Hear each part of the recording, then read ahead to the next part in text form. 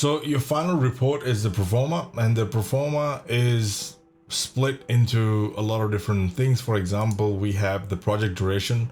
So when the project starts and when it actually ends. When you have the first 12 months, what it looks like for the first 12. Now this, remember, this is coming from on your dashboard.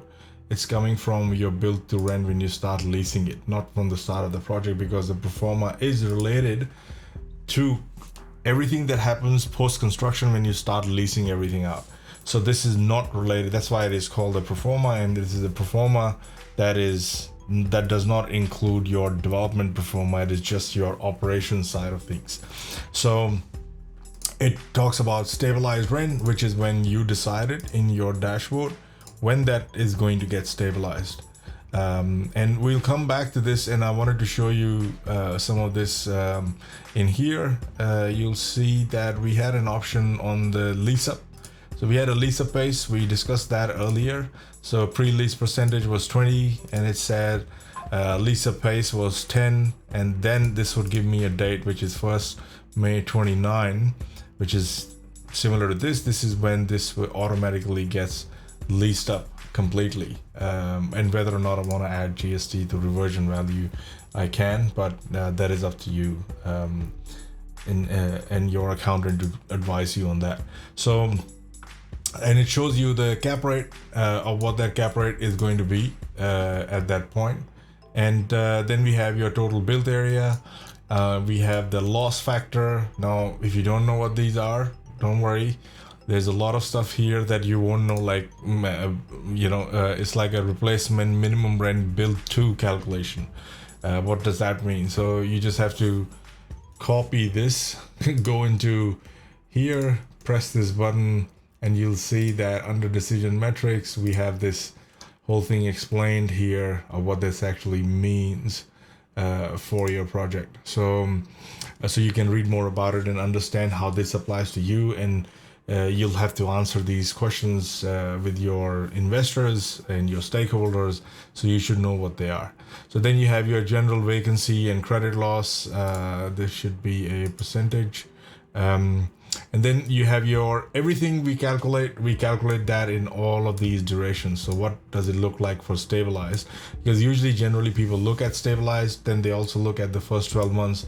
They also look at reversion T minus 12, reversion T plus 12, and the entire project duration, and how this would change over a period of time, what the values come out to be based on these reversion values.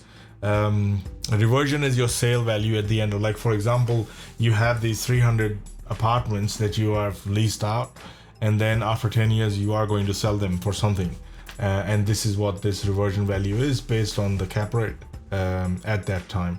Market cap, this is coming from your dashboard. You'll see this is where you selected market cap because you need that here.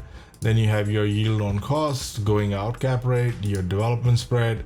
Now you have, this is A and B, but basically it's A and B is a check.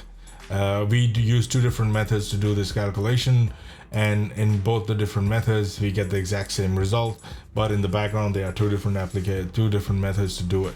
Then you have replacement rent, that is the build to calculation for each of these scenarios: stabilized, first 12 months, reversion, and so on.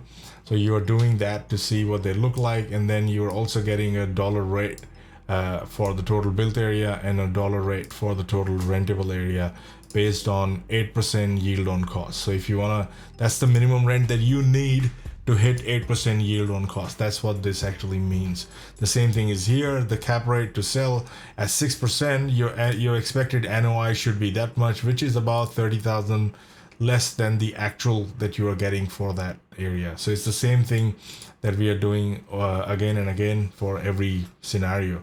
So we are saying, what if the cap rate is 6, 8, 10, 12, 15, whatever it is in that matrix, so you can see what they would look like. So this is an important report. It shows your operating income, potential income, your other income, your total potential income, your vacancy, your effective gross revenue, NOI, and we do that for all of these different scenarios: stabilize, first 12 months, and so on.